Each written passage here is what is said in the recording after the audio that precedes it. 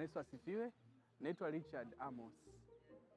Tumekuwa na kawaida ya kufanya uinjilisti maeneo tofauti tofauti, na huu ni uinjilisti wetu wa 10. Bwana ametupa neema tena ya kwenda sehemu nyingine. Lakini before that, kuna watu baadhi wamehudhuria uinjilisti mingi, lakini tunahitaji kufahamu nini ambacho wamejifunza kutoka na ule uinjilisti. Kwa karibuni tusikilize. Kaka.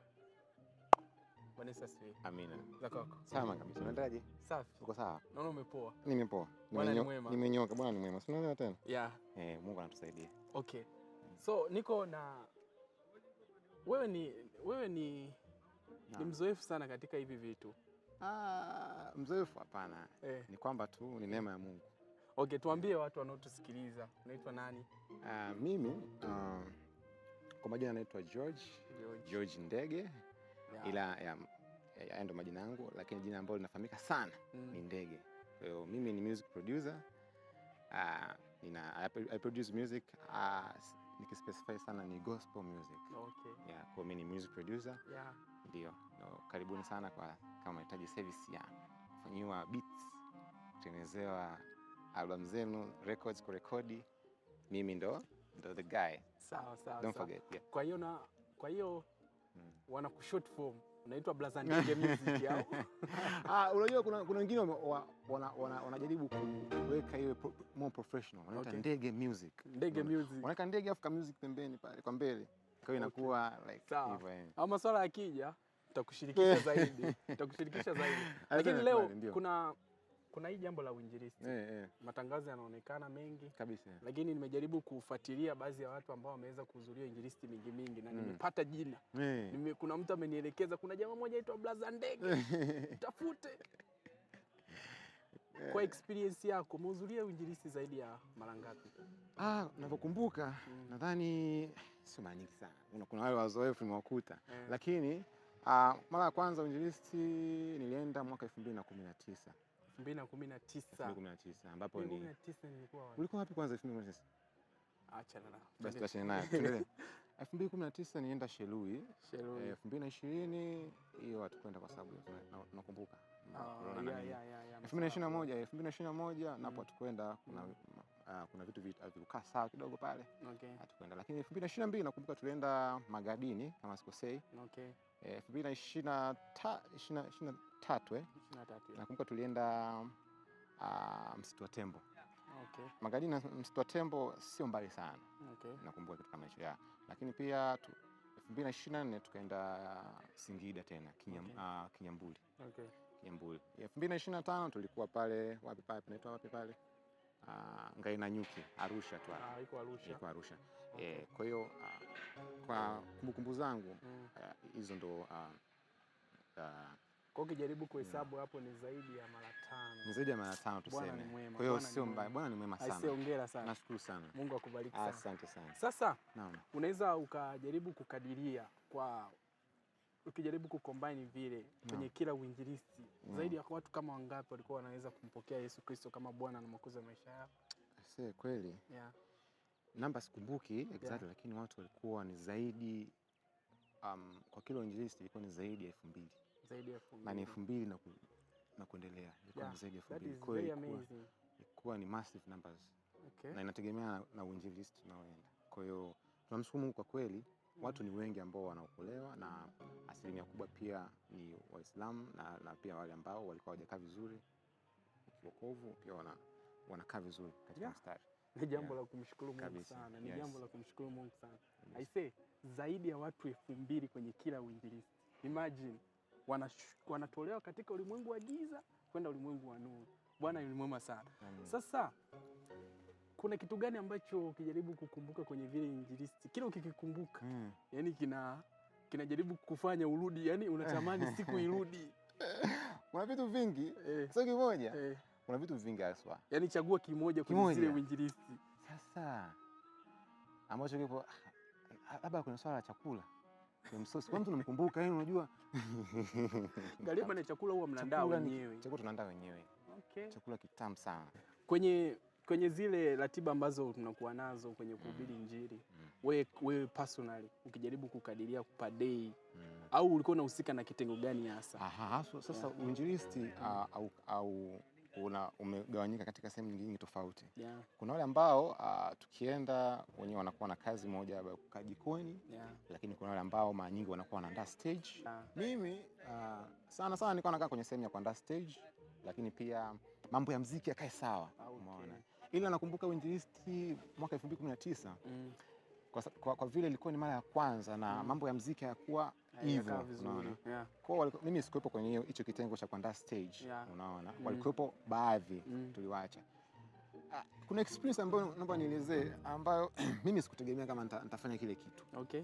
Nenda uinjilisti, nikajua nikifika kule mimi ni mwanamuziki. Nikifika pale mimi nikupiga kinanda, nimemaliza kazi. Nafika kule, kwanza wanaanza magrupu. Hebu tujiandae, kila mtu tunamgawia kijiji. Kila kikundi na kijiji chake. Sema mambo ya vijiji tena inakwaje? Sio stage tena. Na tumeenda Shelui hapo, Sio stage. Vijiji. Sasa vijiji vinakwaje? Naambiwa door to door. Door to door ndo nini? Sielewi. Door to door. Kumbe door to door maana yake unaenda nyumba baada ya nyumba kuhubiri Injili. Unaona? Sasa nikajua labda tunaenda kundi kubwa, like ule mlango mmoja labda watu 10. Watu 10. So watu watatu. Okay. I say, sasa nikapangwa na wadada wawili.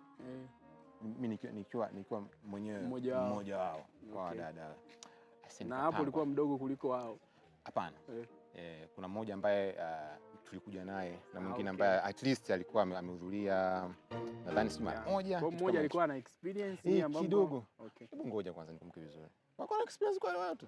Hapana, wote walikuwa ni wageni. Nikumbuke. Sasa wote tumeenda, sio wazoefu kwenye uinjilisti. Okay. Door to door. Tukapewa kijiji. Nakumbuka hiyo ilinipa ile awareness kwamba kila mtu anaweza kuhubiri Injili. Okay. Every person can preach. Okay. Na hiyo inakuja vipi? Yaani sio lazima kwamba uwe pastor, usimame kwenye pulpit, ushike microphone, useme Yesu anaokoa. Hapana, sio lazima uwe pastor, kwa sababu hii jukumu ni la wetu sote kuhubiri Injili. Enendeni ulimwenguni wote kuwafanya wana mataifa yote kuwa wanafunzi wangu. Nakumbuka ile kitu ya kwenda like mimi peke yangu kuunga mlango kumhubiria mtu neno la Mungu, inifungua akili. Inifungua akili kwamba kumbe inawezekana, unaona. Kwa sababu weza mimi nilikuwa natumia mstari mmoja wa Biblia. Yohana kwa kuanzia. Tuanza kwanza Yohana 1:1 hivi. Hapo mwanzo alikuwa neno. Na neno alikuwa kwa Mungu. Neno alikuwa ni Mungu. Sasa weza mimi nilipokuwa nikisoma tu mstari napata vitu vya kuongea. Sijui vinatoka wapi. Nikienda sehemu nyingine nikiona mtu haelewi, kuna huu mstari. I think wale ambao tumenao Shelui wako wanakumbuka. Mimi nilitungiwa nickname Bwana Mpanzi. Nilikuwa napenda mstari. Mpanzi alitoka kwenda kupanda mbegu. Nikimpigia mtu neno nikiona haelewi, nampigia mpanzi. Namwambia sasa wewe mbegu zako zimeanguka kwenye udongo, kwenye barabara zimekanyaga, kwenye mawe zimesonga. Sio unaelewa? Sema sasa haya maneno haya siyakumbuki vizuri nilivyokuwa nasema, ila ile kuongea vile nipa confidence kwamba I can preach. Naweza amini mtu anakaa ananisikiliza anasema okay, ni mara ya kwanza, alafu yani kitu kigeni sana. Na uweze amini uinjilisti wa 2019 ndipo ambapo niliweza kukaa vizuri kwenye mstari. Unajua nilikuwa nilikuwa mtu ambaye napenda tu kwenda kanisani, napiga kinanda. Wanaitwa church goers, unaona. Ukitoka kanisani umemaliza, unaona. Sasa nilikuwa mtu wa namna hiyo. Sio mineno, unaona, sio mineno, vitu kama hivyo. Kwa hiyo ikanipa experience kwamba natakiwa nisome neno. Exactly. Okay. Na nakumbuka huo uinjilisti ndio ulinifanya niokoke vizuri zaidi. Yaani niseme kuanzia 2010 ngapi mpaka 2019 nilikuwa sijaokoka vizuri. Okay. Kwa hiyo naweza kusema mimi nimeokoka mwaka gani? 2019 kwenye uinjilisti. Hapo ndo nilielewa maana ya Injili, the meaning of the gospel of Jesus Christ. It was a good experience, nakumbuka kama hicho. Na kama unachofahamu ni kwamba ukishajifunza hicho kitu, kwa sababu Biblia ilivyozungumza ni kwamba ni kazi muendelezo. Exactly. Kwa uinjilisti inakupa kama starter, inakuwekea foundation kabisa. Na pia baada ya siku hapo unaendelea kupanda ngazi kabisa. Na kitu kingine ambacho ningeshauri watu, unajua wasiwe na ile rigid mindset kwamba uinjilisti unaenda watu fulani au kikundi fulani. Hapana, ni kila mtu. Unaona, ni kila mtu. Ya, hata neno limesema Ni kila mtu. Kila mtu yani inaitwa hii ni basic commandment. Exactly. Unaona, kila mtu anatakiwa aende kabisa Injili. Na pia watu wasiende kwa, unajua kuna ile inaitwaje, mob psychology, kwamba kwa sababu nani anaenda, kwa sababu huyu anaenda na mimi pia niende. Yaani unakuwa na pia pressure kwamba wameenda wengi, na mimi niende. Usiwe mtu wa namna hiyo. Injilisti ni wako, and you have to go you as you to evangelize. Okay. Kwa sababu winning souls na watu, na win souls wewe peke yako. Unaona? Yes, kwa sababu yani hii kama ulivyosema ni task ya kila mtu. So what you have to do, ichukue kama wewe kwamba hii jukumu nimepewa mimi kuhubiri Injili. So let me go and preach. Unaona? Okay. Yeah. Kwa hiyo ni kitu ambacho ni cha msingi sana kila mtu kukifahamu.